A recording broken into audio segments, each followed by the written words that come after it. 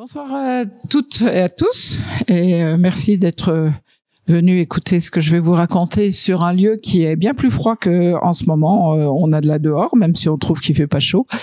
C'est un projet sur lequel je travaille, qui est de mettre des moyens d'observation astronomique sur le site du Dôme C en Antarctique.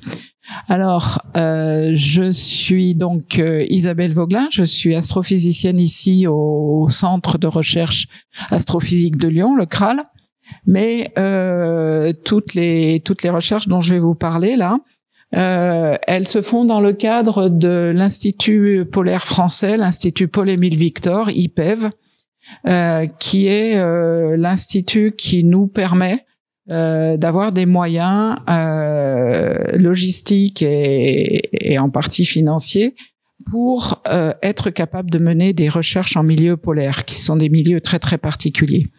Et je fais partie aussi du CNFRA, le Comité national français de recherche en Arctique et Antarctique, qui rassemble l'ensemble des scientifiques qui travaillent dans ces milieux polaires.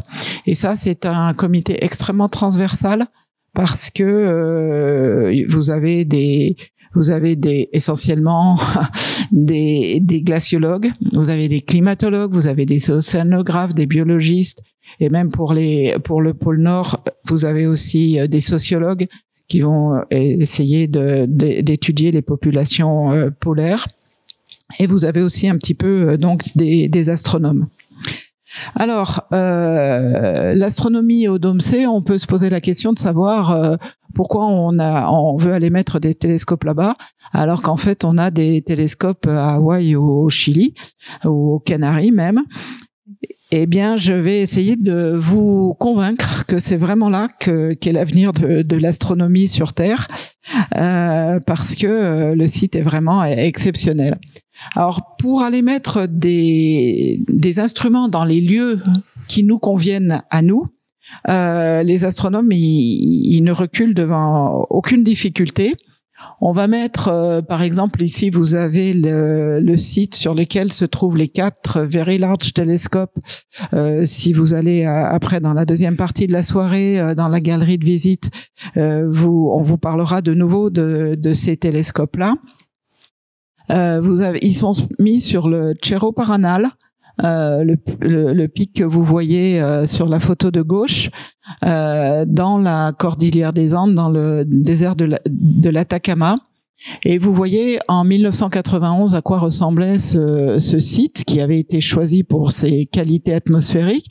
Vous voyez, en 94, 3 ans plus tard, la montagne était arasée déjà, et 8 ans plus tard, enfin encore 50 plus, et vous aviez déjà les bâtiments qui étaient faits, et les 4 Very Large Telescopes qui sont ici.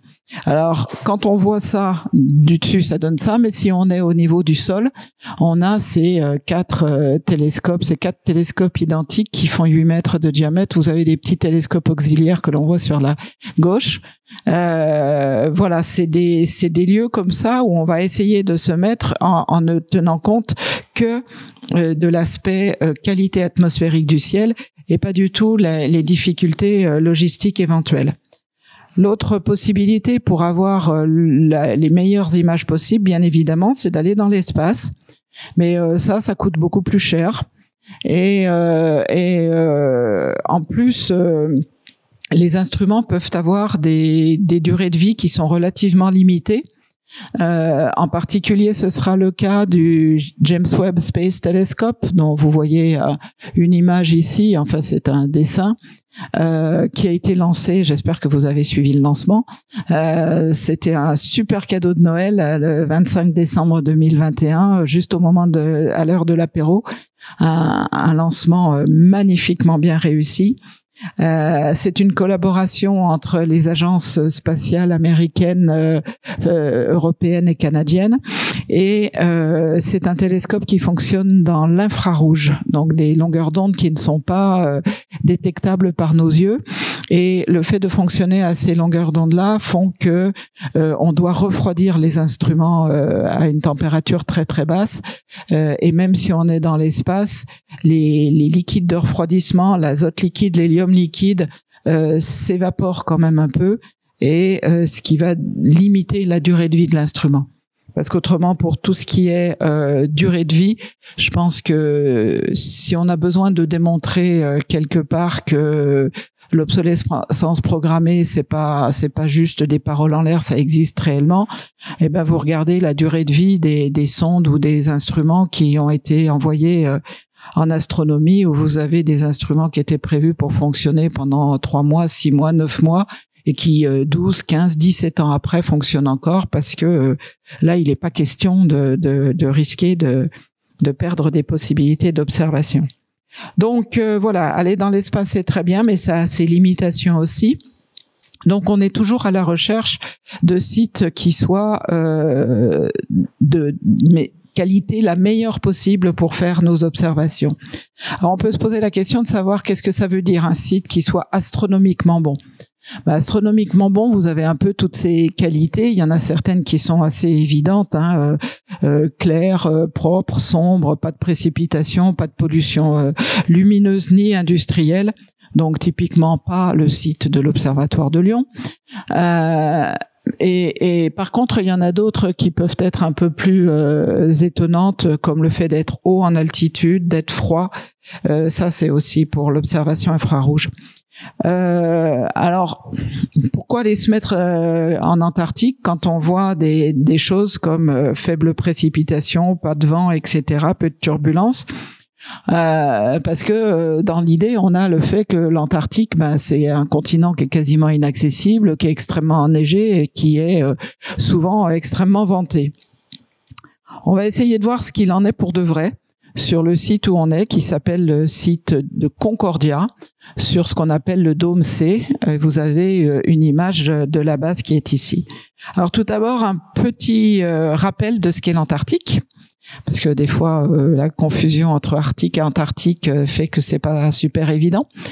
L'Antarctique, c'est le pôle sud, et contrairement à l'Arctique, qui est que de la banquise sur un océan, et cette banquise est hélas en train de fondre, l'Antarctique, c'est un continent recouvert bien évidemment d'une calotte glaciaire de très grande épaisseur, mais c'est un continent. Et c'est un continent qui a un statut très très particulier, parce que c'est le seul continent sur Terre qui fasse l'objet d'un traité qui a été signé en décembre 1959 et qui fait que ce continent est dédié exclusivement à la paix et aux sciences. C'est-à-dire que pour l'instant, il n'est pas possible de faire des forages industriels, pétroliers et tout ça. Il n'est pas possible de développer des bases militaires. Il n'est pas possible de développer des activités industrielles ou commerciales. C'est un continent aussi sur lequel il n'y a plus de revendications territoriales. Vous avez peut-être gardé dans l'idée le fait que la terre Adélie appartient à la France. Non, ce traité de l'Antarctique a éliminé, et puis en plus après le protocole de Madrid, a éliminé ces revendications territoriales. Vous ne pouvez plus dire que la terre Adélie appartient à la France. Et les scientifiques peuvent se mettre n'importe où, là où ça leur convient, à condition de pouvoir restituer les lieux si la base est abandonnée, les remettre dans l'état dans lequel ils étaient quand on est arrivé. Donc, on verra plus tard, ça entraîne certaines contraintes sur le fonctionnement des bases. Alors, les bases, vous en avez une très grande quantité sur tout le pourtour. T'as pas un pointeur des fois? J'ai oublié d'en amener un. Sur tout le pourtour, vous avez près d'une 60aine de bases scientifiques qui appartiennent à plein de pays dans le monde. Et vous avez la base de Dumont-d'Urville. Alors comme en plus, j'ai pas de pointeur et son fil est court. La base de Dumont-d'Urville est ici, base française. Ça, c'est la zone de la Terre Adélie, effectivement. Et par contre, donc la base italienne Terra Nova est là. McMurdo, la plus proche, États-Unis, ils en ont plusieurs, mais il y en a une assez proche qui est McMurdo, qui est ici. Bref, Casey pour l'Australie, etc. Mais par contre, des bases continentales, il y en a beaucoup moins. La base la plus ancienne, c'est Amundsen Scott, qui est la base américaine au pôle sud même, symbolique oblige.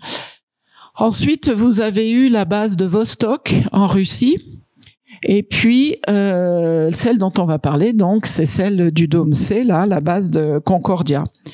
Vous avez depuis d'autres bases, on en reparlera après, qui ont été développées plus récemment sur le Dôme A, par exemple, les Chinois, et sur le Dôme F, les Japonais. Mais il reste très peu, très peu nombreuses sont les bases continentales. Il faut se rendre compte aussi que l'Antarctique, c'est très très grand. Quand vous voyez l'Antarctique superposée à l'Europe, en fait, d'un bout à l'autre de l'Antarctique, c'est plus que l'extrême sud de l'Europe jusqu'à l'extrême nord, et pareil d'est en ouest. Donc, vous voyez que c'est quelque chose qui est très très grand. La péninsule antarctique est celle qui est à proximité du Chili, de Ushuaia et tout ça, alors que Dumont d'Urville, c'est du côté de l'Australie.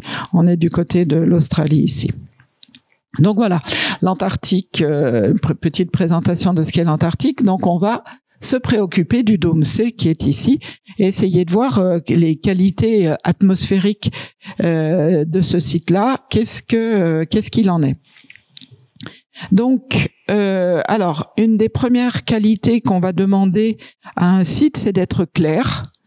Et pour cela, le site de Concordia est effectivement quelque chose de très très clair.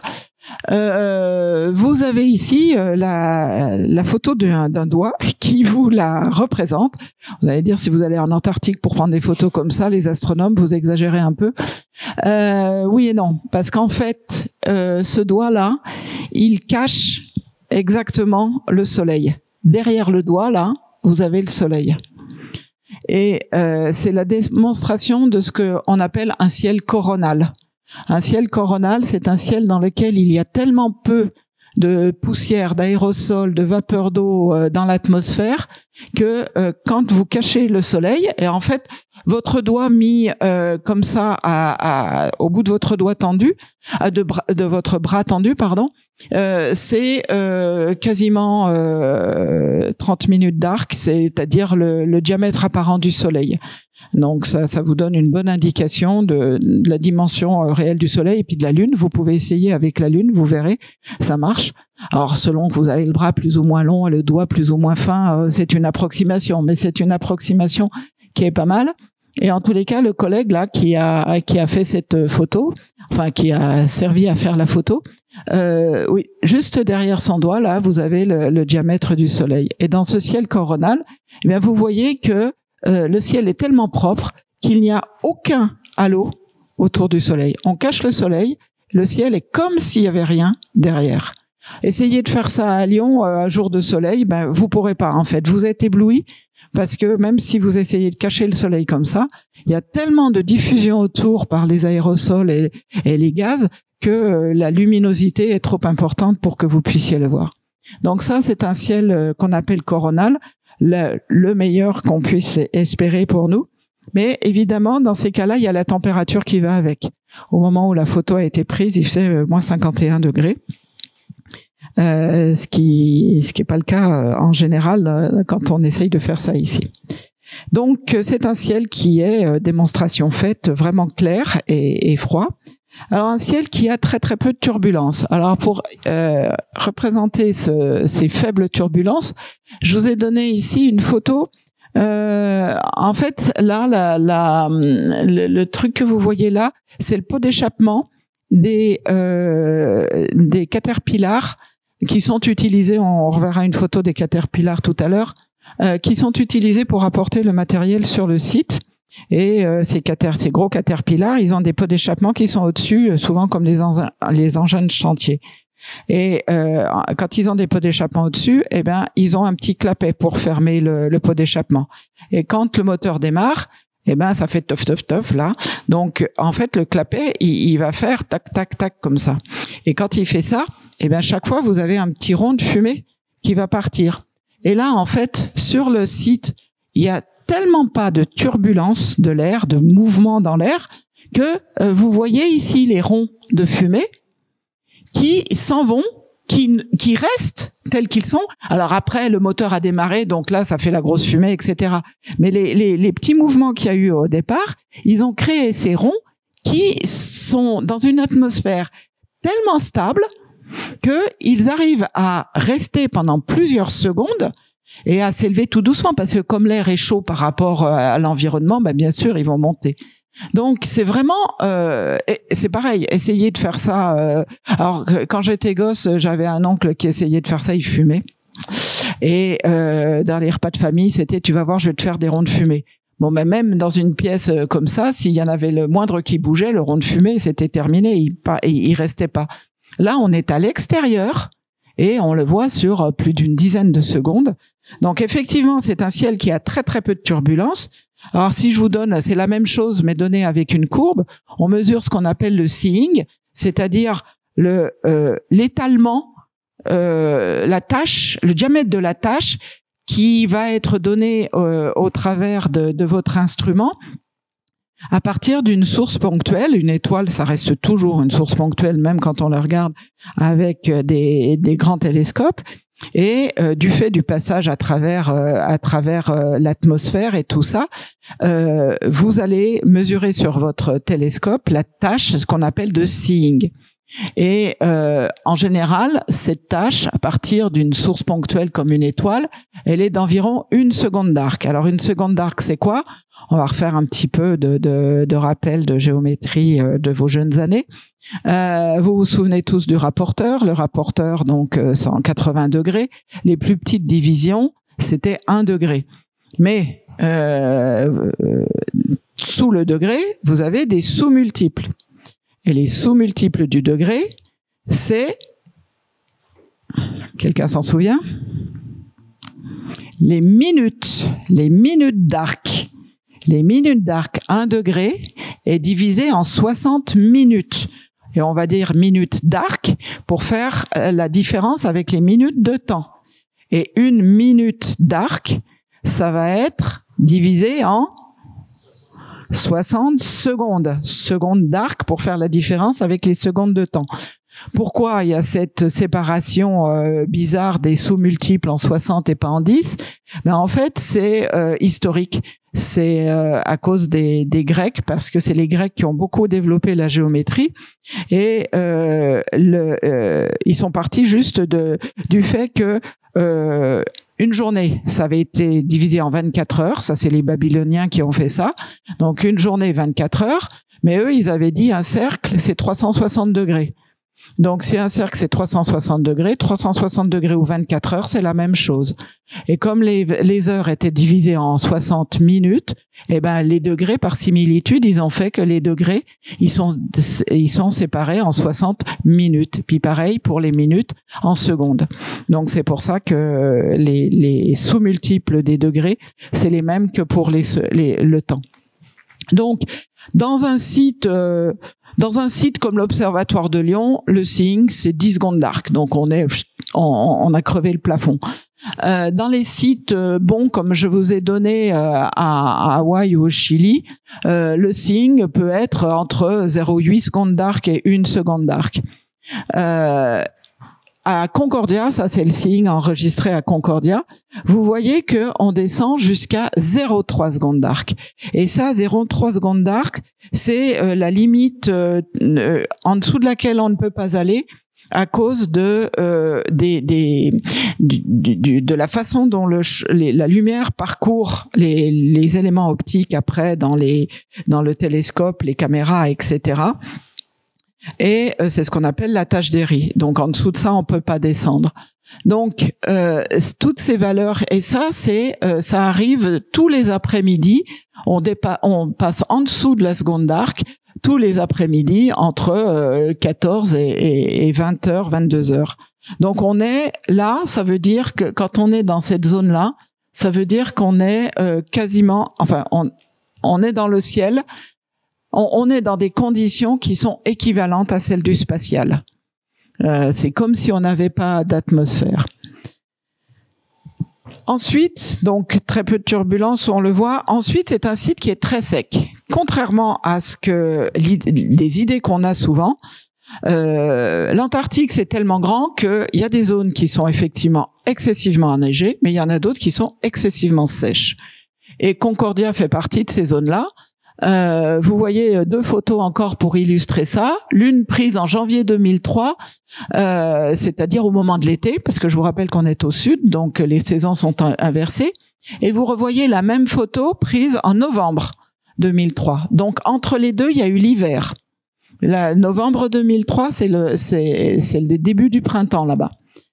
Vous voyez la photo sur la photo du haut, vous avez le petit pingouin qui a été sculpté dans la neige là, dans la glace. Et vous voyez la photo d'en bas, donc l'arrivée au printemps suivant. Eh bien, non seulement vous voyez aussi les escaliers, vous reconnaissez le container qui est à côté et tout. Et non seulement c'est pas tout sous des épaisseurs de neige, mais en plus le pingouin lui-même, il a diminué, il s'est sublimé. C'est-à-dire que on passe directement de l'état solide à l'état gazeux. Et vous voyez qu'il a quasiment perdu son bec, qu'il a aussi quasiment perdu son aile, parce que ça s'est sublimé. On voit derrière aussi le nouveau matériel qui est arrivé.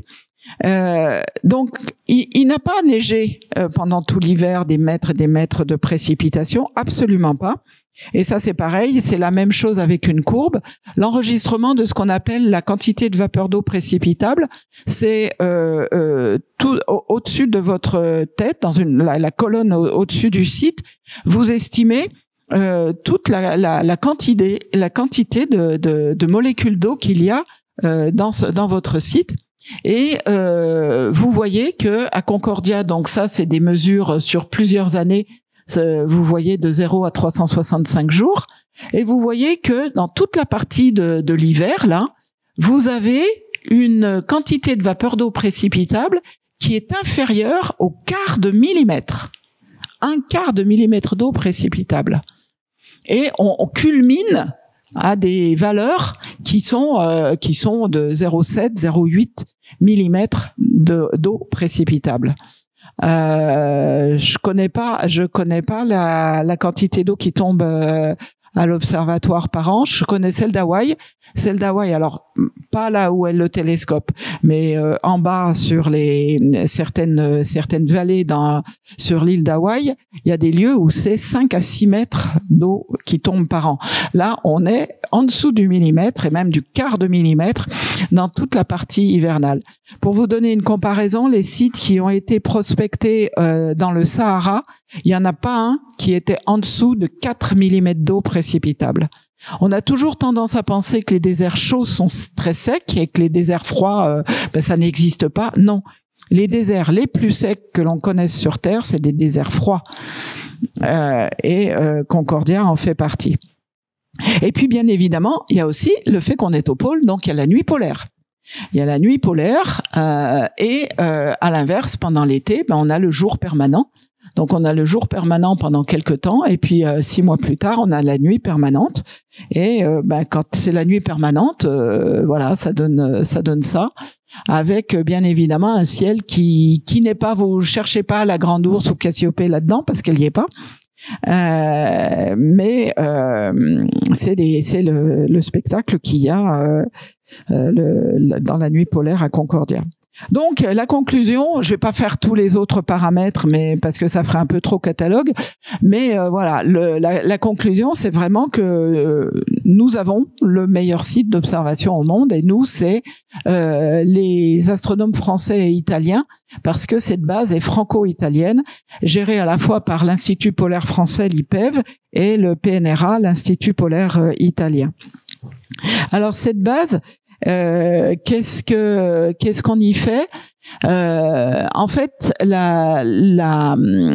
le lieu avait été choisi, non pas du tout pour de l'astronomie, c'est un hasard que le site soit aussi bon que ça, parce que vous vous souvenez, le site, l'Antarctique est très très grand, et si on regarde ce qui se passe à Amundsen Scott, c'est absolument pas bon pour l'astronomie, parce que ils ont des vents katabatiques abominables, ils sont sur les pentes des monts transantarctiques, donc ils ont beaucoup plus de précipitations.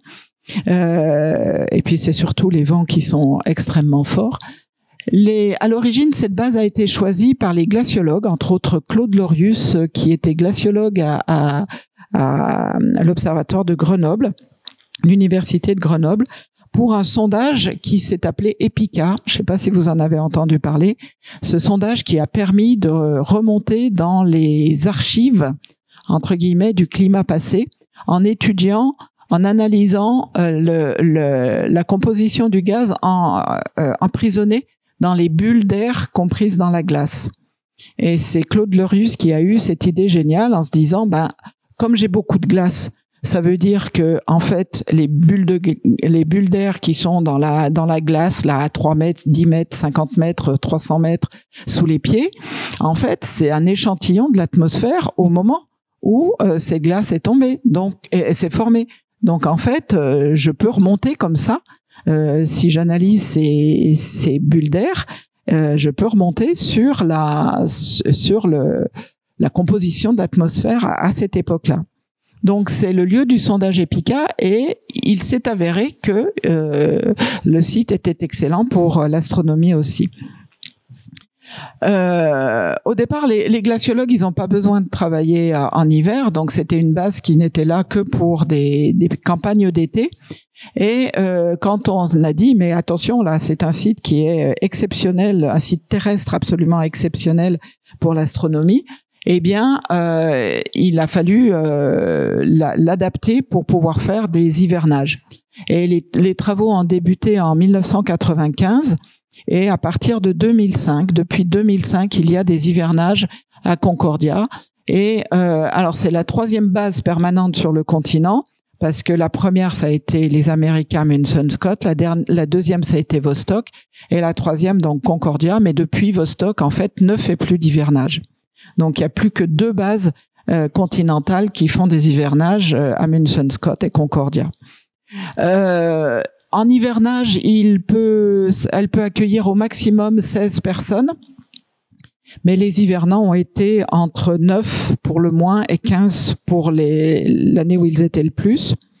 Et bien évidemment, c'est une base dans laquelle on ne fait pas que de l'astronomie, c'est même qu'une petite partie. Il y a surtout de la glaciologie, des sciences de l'atmosphère, de la sismo, beaucoup de sismo, donc sciences de la Terre, de la télédétection et puis de la biologie aussi, biologie et médecine. Donc voilà une vue d'ensemble de Concordia. Vous voyez qu'on n'a pas beaucoup de voisins, hein, et que vous n'avez pas intérêt à vous perdre parce que sinon pour aller vous chercher, vous n'aurez pas beaucoup de repères pour essayer de retrouver le coin où vous êtes. Pour faire vivre une base pendant toute l'année, eh bien, il faut une logistique qui soit extrêmement bien organisée et puissante. Et pour alimenter la base, eh bien, ce que l'on a, c'est ce qu'on appelle ce RAID. Le RAID, c'est l'organisation de convois qui vont apporter le matériel depuis la base de Dumont-d'Urville que l'on atteint par des bateaux, bien sûr, c'est les bateaux qui vont arriver d'Australie, de Tasmanie exactement, et ils déchargent, les bateaux déchargent tout à Dumont-d'Urville, et de Dumont-d'Urville, ça part dans ces convois que vous voyez ici, que l'on appelle le RAID, et qui avance bien évidemment à toute petite vitesse. Vous avez, alors c'est pas celui-ci parce que vous en avez un, vous avez une chenille de tête, un chasse-neige de tête qui fait la trace parce que y a pas, évidemment c'est pas goudronné, et qui fait la trace pour le convoi. Parce que il faut qu'ils testent, c'est vraiment un savoir-faire exceptionnel, et là c'est l'IPEV qui sait faire, c'est même pas le PNRA. C'est des personnes, du personnel de l'IPEV qui a vraiment une compétence exceptionnelle pour arriver à trouver cette trace, à faire cette trace. Parce que vous imaginez bien que si il est pas, le convoi n'est pas emmené à l'endroit où il faut qu'il soit emmené, que vous passez dans des crevasses ou des zones instables, vous couchez un caterpillar ou bien les containers qui sont derrière, vous devez vous débrouiller. Les gens qui sont sur le raid doivent se débrouiller tout seuls. Ils mettent, selon les conditions météo, entre 10 et 12 jours pour faire la traversée. C'est quand même 1100 kilomètres, 11 à 1200 kilomètres. Si bien que, bien évidemment, ils ne peuvent faire ces traversées que en été. Donc, 10 à 12 jours aller, ils déchargent, ils repartent dans l'autre sens, de nouveau 10 à 12 jours. Ça veut dire que ça vous prend quasiment un mois de faire un aller-retour, et ils n'en font que 3 par an. Donc, ça limite considérablement la quantité du matériel qu'on peut avoir là-bas. Et bien évidemment, le matériel scientifique n'est pas prioritaire. Ce qui est prioritaire, c'est le fuel, parce que la survie de Concordia en dépend. Et la moitié à peu près du fret et le fuel. Et puis, il y a bien évidemment aussi la nourriture. Et après seulement, voilà, dans ce qui reste, ça peut être du matériel scientifique. Les hommes, par contre, ils arrivent de Dumont d'Urville avec ces petits avions qui peuvent faire la traversée Dumont d'Urville Concordia. Par contre, la traversée entre Hobart et Dumont d'Urville, là, c'est forcément en bateau. Ça peut pas être en avion. Un petit zoom sur la base, vous avez les deux bâtiments, le bâtiment bruyant, le bâtiment calme dans lesquels vous avez les chambres, le bâtiment bruyant dans lequel vous avez les salles communes, le restaurant, les cuisines et tout ça. Et la centrale électrique, bien sûr, avec le stockage du fuel. Qu'est-ce que je voulais dire là-dessus? J'ai oublié. Je voulais dire un truc et j'ai oublié ce qui. Ah oui, c'est une structure. À Concordia, la température ne passe jamais au-dessus de moins 20 degrés. Elle descend jusqu'à moins 84. Donc, il n'est pas question de pouvoir faire du béton. Il n'y a jamais d'eau liquide. Donc, on ne peut pas faire une structure en béton. C'est une structure métallique façon Tour Eiffel qui est posée sur de gros vérins. Là, on voit certains des vérins, des gros pavés comme ça, pour au besoin rééquilibrer, horizontaliser la base en cas d'enfoncement d'un pied par rapport à l'autre. Mais en fait, la glace est très très dure et pour l'instant, il n'y a pas eu besoin de se servir beaucoup de ces vérins. Alors, quand on est là, eh ben, ma foi, il faut se débrouiller pour vivre. Les conditions de vie sont pas faciles. Travailler, ça veut dire aller dehors. Aller dehors, ça veut dire se protéger. Et les conditions de travail sont difficiles, c'est sûr. Vous voyez ici, comme la température est très très basse et l'air est très très sec, votre respiration, à chaque respiration, vous diffusez un peu partout autour de vous de la vapeur d'eau, et cette vapeur d'eau va instantanément geler et elle va s'accrocher sur tout ce qu'il y a, et en particulier vous. Donc voilà, quand on est dehors pendant un moment, on ressemble à ça. Et les gens qui portent des lunettes, c'est un vrai problème parce que en fait, les barres de vos lunettes sont à la température de moins 20, moins 30, moins 40, etc. Donc il faut pas que les barres elles touchent là, parce que sinon ça vous brûle. Alors ils ont essayé des tas de trucs avec des masques genre masques de ski et tout ça, mais il y a rien qui convient vraiment bien, c'est pas commode. Et puis les lentilles ne sont pas possibles non plus parce que comme vous avez les cils qui gèlent comme ça, la lentille elle serait trop froide et il faut pas. Et puis travailler aussi, eh ben il faut se débrouiller. Alors bien évidemment, ça c'est la chose à ne jamais faire. Enlever ses gants, ses moufles, ses surgants, ses gants, ses gants en soie. Mais quand vous n'arrivez pas à défaire ce machin de boulon qui veut pas se défaire, ben, au bout d'un moment, vous enlevez tout et puis vous faites ça. Mais ça, c'est pareil parce que le métal est à une température, la température de l'extérieur, la clé aussi. Et ça, c'est quelque chose qu'il faut absolument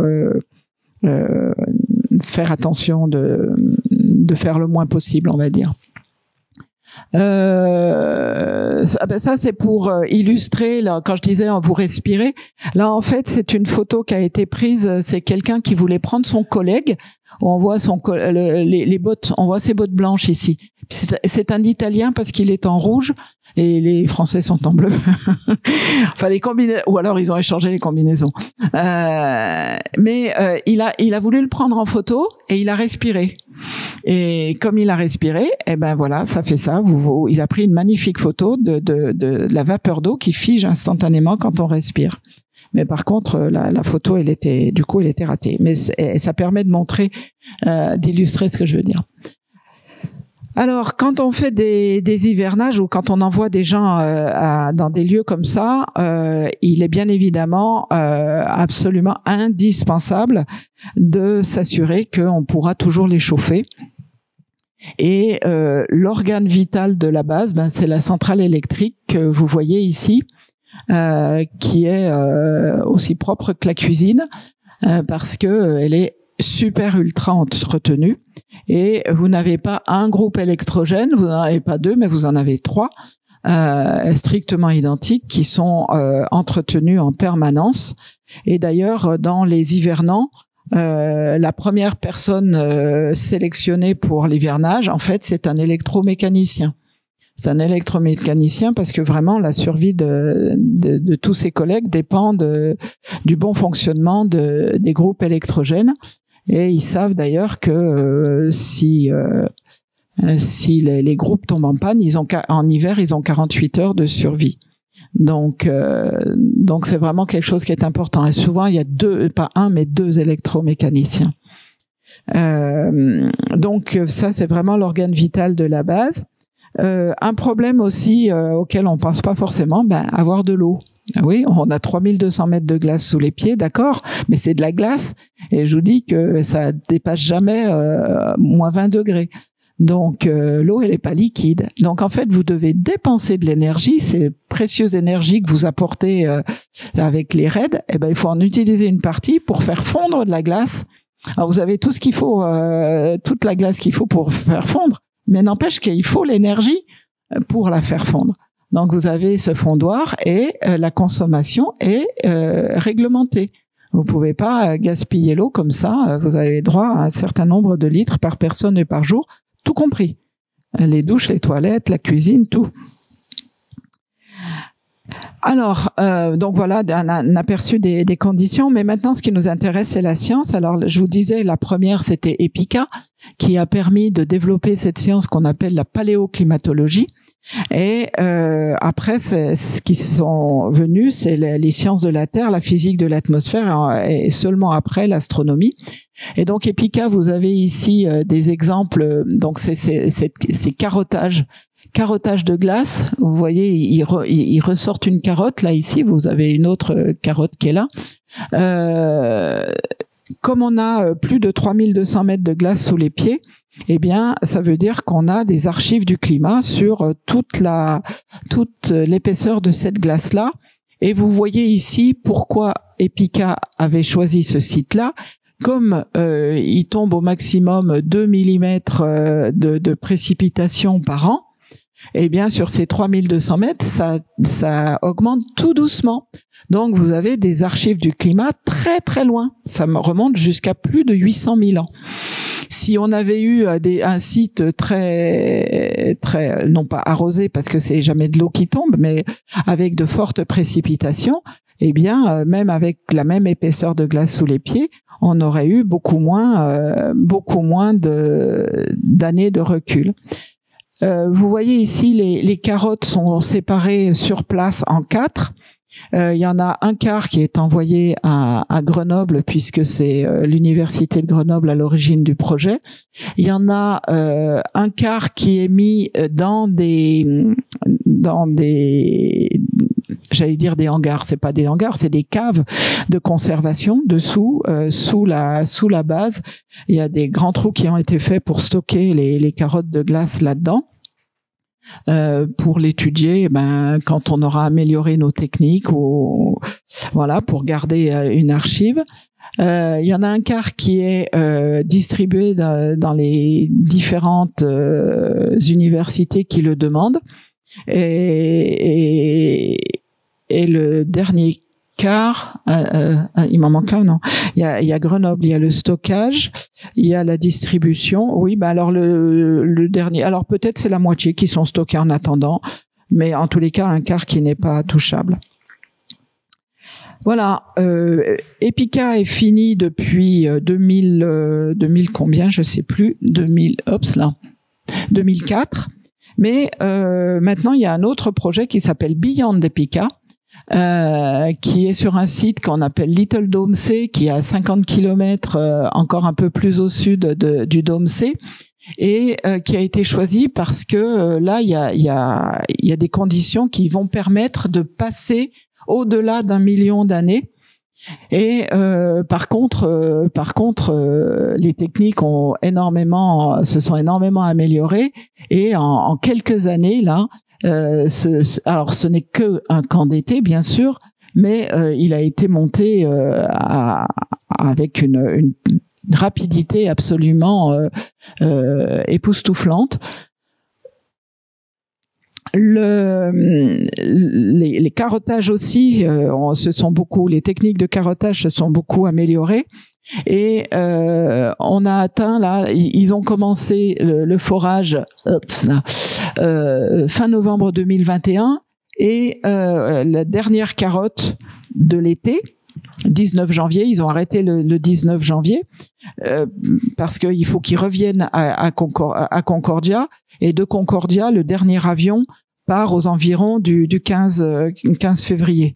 Donc c'est pour ça qu'ils arrêtent le 19 janvier. Ils avaient déjà atteint 800 mètres dessous. Ça va vraiment extrêmement vite. Donc voilà, avec Beyond EPICA, on devrait avoir la transition qu'il y a eu. Alors je retiens jamais le nom des différentes aires, mais entre deux aires aux environs de 1 million 200 000 ans, il y a eu un basculement dans les périodes glaciaires interglaciaires qui sont passées de 40 000 ans à 100 000 ans. Et on ne sait pas exactement pourquoi. On espère avoir des informations avec ces archives des compositions de l'atmosphère, qui nous permettront peut-être de comprendre est-ce que c'était des teneurs particulières dans l'atmosphère à ce moment-là, en gaz à effet de serre, on ne sait pas. Donc ça devrait permettre ça.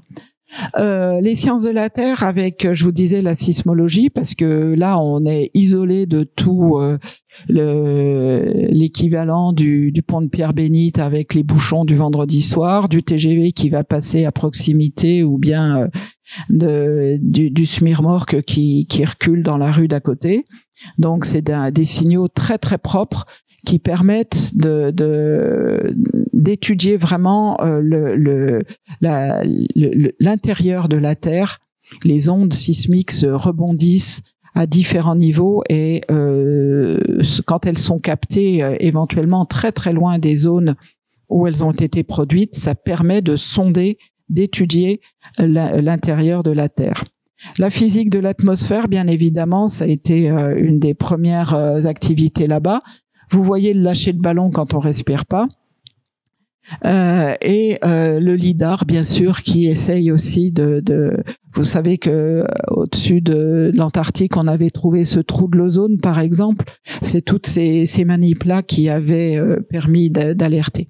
Et puis bien sûr l'astronomie. Alors l'astronomie, il y a déjà différents instruments qui sont dessus. Cochise en particulier, c'est les Italiens qui l'ont placé pour faire de l'astronomie submillimétrique et millimétrique pour l'étude du fond diffus cosmologique. Et puis les collègues de Nice ont développé donc ce qu'on appelle la plateforme Concordiastro, qui ont permis d'avoir toutes ces mesures depuis des années sur les enregistrements des paramètres physiques de l'atmosphère, qui ont permis de dire que c'était vraiment très bon. Et encore une fois, on ne peut pas faire de béton, donc là c'est cette jolie structure en bois qui a été faite par une menuiserie française. Et l'instrument dont je vais vous parler, donc, c'est ce télescope ASTEP, qui est un télescope spécifiquement dédié à la recherche des exoplanètes par la méthode des transits. Et il a été développé par l'équipe de Nice, de l'Observatoire de la Côte d'Azur. Et la détection des exoplanètes par la méthode des transits s'est illustrée ici. Vous en avez peut-être déjà entendu parler. En fait, quand une étoile est accompagnée d'une planète, c'est pas seulement la planète qui tourne autour de l'étoile, c'est la planète et l'étoile qui tournent autour du centre de gravité commun. Et si vous imaginez bien, si vous avez deux corps de même masse, eh bien, vous voyez bien il y en a pas un qui va tourner autour de l'autre. Ils vont tourner autour d'un point qui est situé à mi-distance entre les deux. Le centre de gravité, c'est si vous prenez, j'ai rien ici, si vous prenez une fourchette par exemple, vous allez essayer de la mettre en équilibre sur votre doigt. Si vous la mettez trop d'un côté, elle va tomber d'un côté ou elle va tomber de l'autre. Et vous allez chercher le centre de gravité. Le centre de gravité, comme la fourchette n'est pas homogène, et il sera pas au milieu de la fourchette. Il sera à un point qui est plus proche du côté le plus lourd. C'est ce qu'on appelle le centre de gravité. Et là, le centre de gravité du système qui est là-haut, il est matérialisé par la petite croix bleue. Alors vous partez d'un système de corps de masse identique et vous en diminuez un par rapport à l'autre. Vous voyez que le centre de gravité, il va forcément se rapprocher de la plus massive. Donc une étoile, elle tourne autour d'un centre de gravité qui est très proche d'elle-même, d'accord, mais qui n'est quand même pas le centre de l'étoile. Donc du coup, si vous avez la chance que alors je tiens le micro, mais du coup je vais pas réussir à expliquer. Donc vous avez cette planète qui tourne autour de l'étoile. Si vous avez la chance d'avoir une disposition qui fait que le plan de la trajectoire de la planète autour de l'étoile est juste dans votre ligne de visée, vous allez avoir le schéma de là-haut et de temps en temps, régulièrement, vous allez avoir la planète qui va passer devant son étoile. Alors, ça se passe très très loin. Donc en fait, on ne voit pas l'étoile, on voit juste la lumière, on ne voit pas la planète, on voit juste la lumière émise par l'étoile. Mais de temps en temps, si on a cet alignement quasi parfait, eh bien, de temps en temps, la planète va s'interposer entre l'étoile et vous, et comme une planète, ça n'émet pas sa propre lumière, elle va faire en quelque sorte écran d'une toute petite partie, mais d'une partie quand même de l'étoile. Et ce blocage de la lumière fait que de temps en temps, il vous manque un petit peu de lumière ici, le temps que la planète passe devant l'étoile. Et bien évidemment, c'est pas grand-chose, hein. Vous avez ici une vraie occultation, donc un passage de la planète devant son étoile. Vu depuis la Terre, vous voyez que la diminution de l'intensité lumineuse, elle est toute petite. Donc, il faut une atmosphère extrêmement stable, d'où l'intérêt de Concordia, pour mesurer des différences de luminosité aussi faibles que ça. Et donc, c'est ce que fait ce télescope ASTEP dans ce site-là. C'est un petit télescope qui fait 40 cm de diamètre, mais qui est extrêmement performant, et il a été remis à niveau il y a pas l'été dernier, puisque là ils viennent ils ont commencé l'hiver, mais l'année d'avant, l'été d'encore avant. Et maintenant, il a vraiment gagné en efficacité. Il y a plusieurs voies à différentes couleurs en même temps. Il est vraiment extrêmement performant et il va servir à faire du suivi d'un télescope spatial qu'on appelle TESS et qui s'appelle TESS et qui est dédié à la détection et la caractérisation des exoplanètes. Et vous voyez là les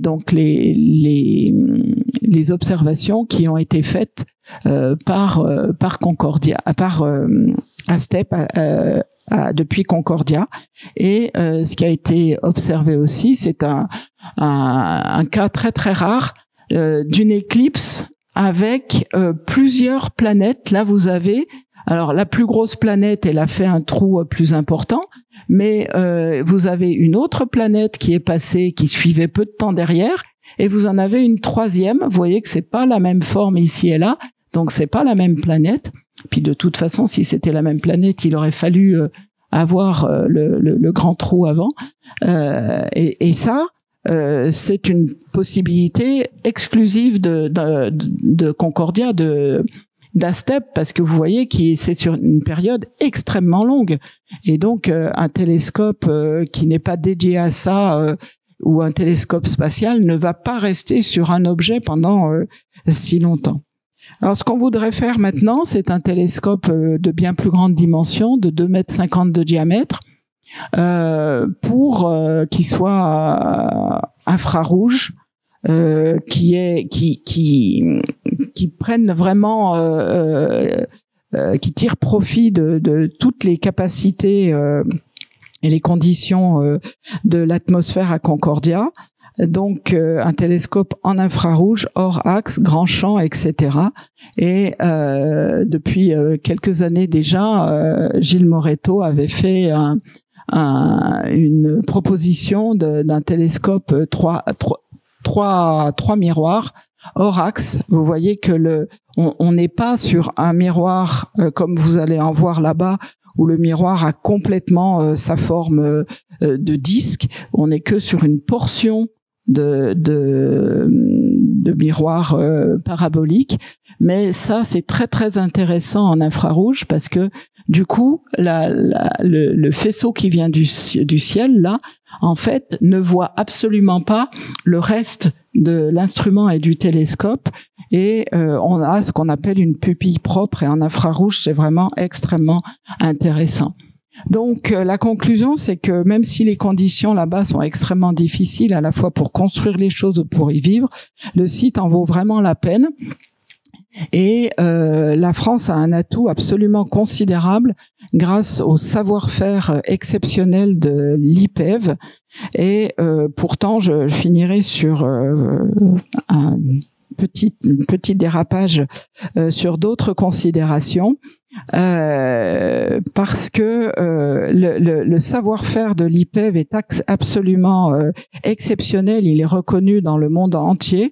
Je vous rappelle que on est les seuls à pouvoir faire des hivernages avec les Américains.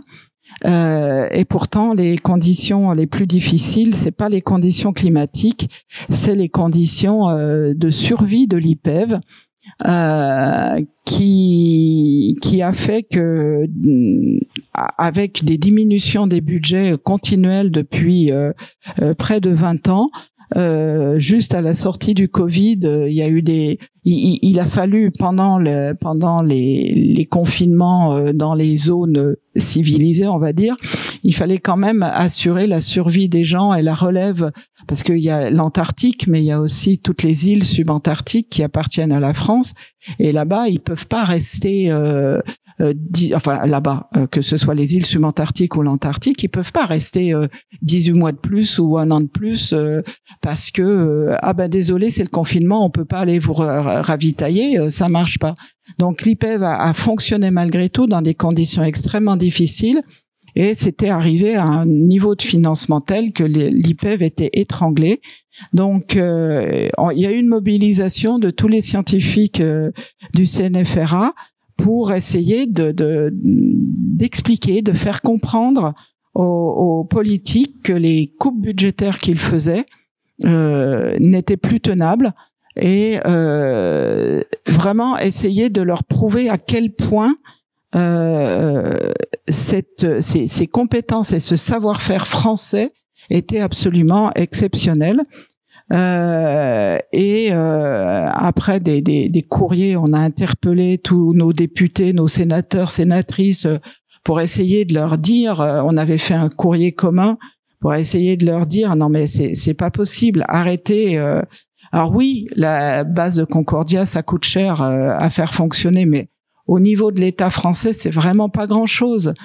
Et là, ils ont fait une rallonge de 3 millions d'euros. Ça reste quand même extrêmement modeste, hein, je pense.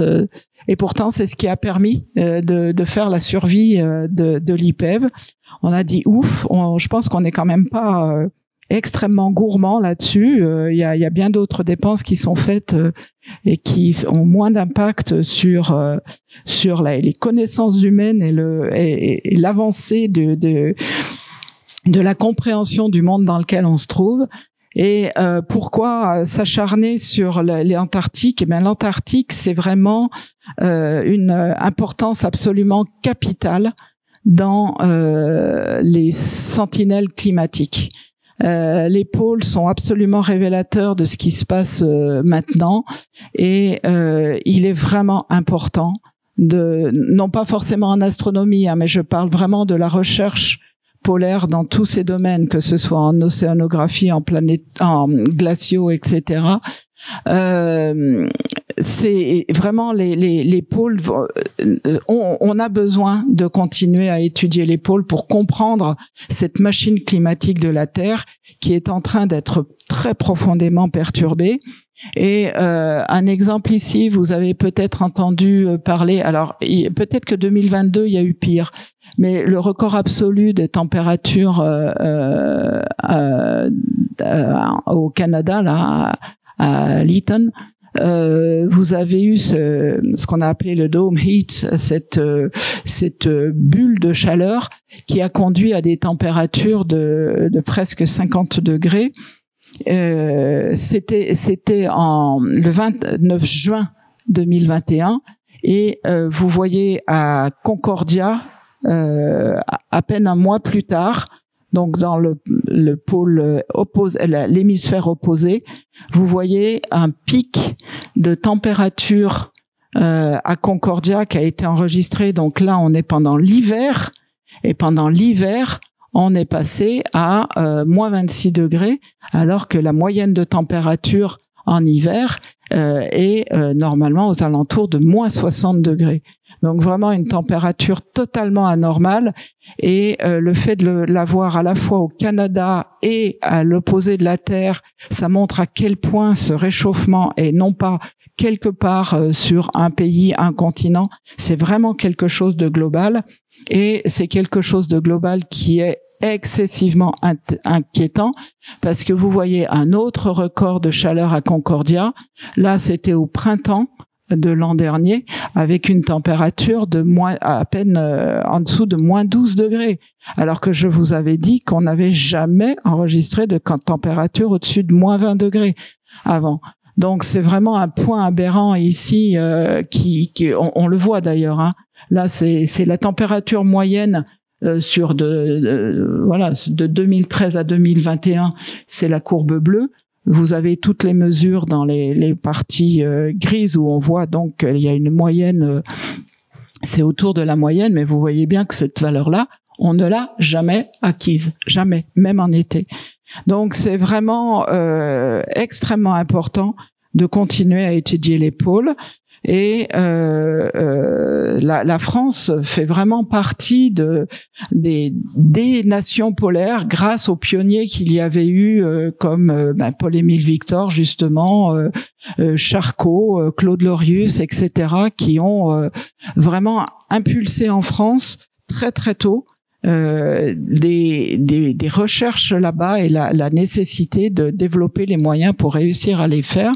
Et vous avez ici des exemples donc de base au pôle sud, donc les Américains, au dôme A les Chinois, Ridge A c'est les Australiens, Et Domsée est les seuls qui aient des capacités d'hivernage, c'est les Français avec les Américains. Et puis c'est un vaste domaine de collaboration scientifique à tout avec plein de pays. C'est un continent qu'on doit absolument garder en exemple. Il y a aussi de fortes pressions de la part de certains pays comme la Chine, comme la Russie, qui le traité de l'Antarctique n'est pas un traité éternel. Il va être remis au vote. Et là, il y a déjà l'annonce de pays comme la Russie ou la Chine qui mettront un veto pour le reconduire. Et là, je pense que c'est la fin des haricots. Là, si on n'est pas capable de garder un continent comme ça hors des convoitises commerciales et industrielles, on est mal barré. Donc voilà, non, j'aurais pas dû finir sur quelque chose dit comme ça, mais soyez convaincus que on fait les scientifiques font vraiment le maximum pour essayer de tirer avec les moyens les plus faibles possibles le maximum d'informations, et que ça c'est quelque chose qui est important vraiment pour toute la société. Voilà, je vous remercie.